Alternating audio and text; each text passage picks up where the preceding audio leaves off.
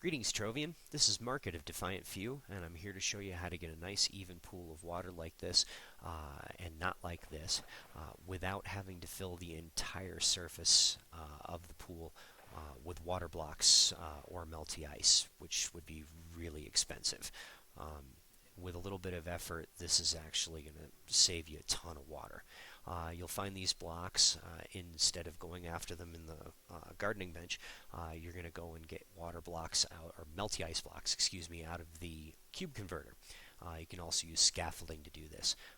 Prior to this patch, I used primal, and it was, tedious.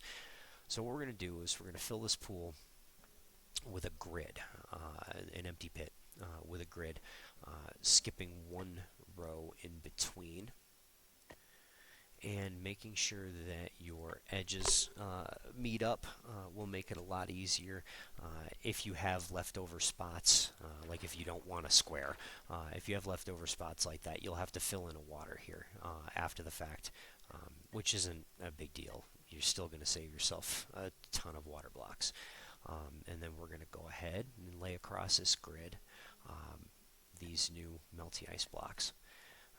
This works with regular water blocks as well, and is responsible for me still having mushrooms and glim. If I didn't do this, I think I'd be broke. So what we're going to do is we're going to lay these across here like this. And be very careful now that we have these scaffolding blocks. When you're activating the water blocks, don't hit the scaffolding underneath. It is very important that that scaffolding is there to carry the water across the gap. And once it connects to each other, it will seed, and it will give you a nice clean animation like this. And so we're going to carefully take out these without hitting the scaffolding underneath. It will seed across the entire surface of the pool for a fraction of the water blocks. Now we can take out the scaffolding. Normally I would crawl in the pit, delete all the primal, laserman see it out, but that was a heck of a lot easier. The hours I've put into pool building so far in Trove in the last year were just completely shattered by that, leaving me a little vacant inside. So if you want to extend the pool after you've built it, it's simple. Do the same grid. We want to make sure that we're on the same water level. You're going to, put the scaffolding one underneath it, otherwise it'll erase the water. Get your grid.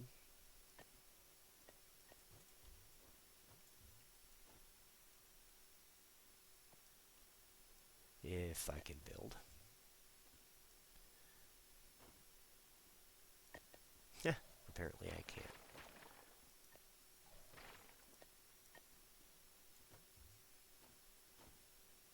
I could just hit E, but then I'd have to wipe out, redo that whole line. Okay, so it's important to know that whether you lasermancy these scaffolding or water blocks, you don't get them back. If you place them down, they're gone.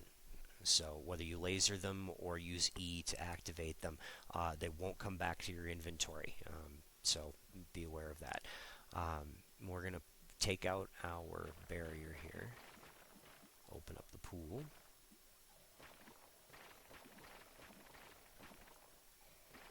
And the water just kind of lazily falls underneath there. So what we're going to do is we're going to get our scaffolding blocks and pull them underneath the surface of already placed water. And as you can see, it's stretched over this first part of it, first part of the scaffolding. If I place one here, and here, and here, and then activate them,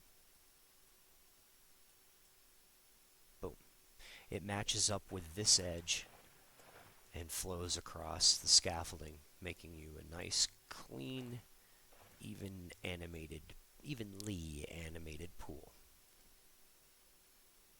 Anyway, I hope this has been helpful. I hope it saves you an awful lot of materials. I might do this again for something, or I might not. So there. Ooh, shiny.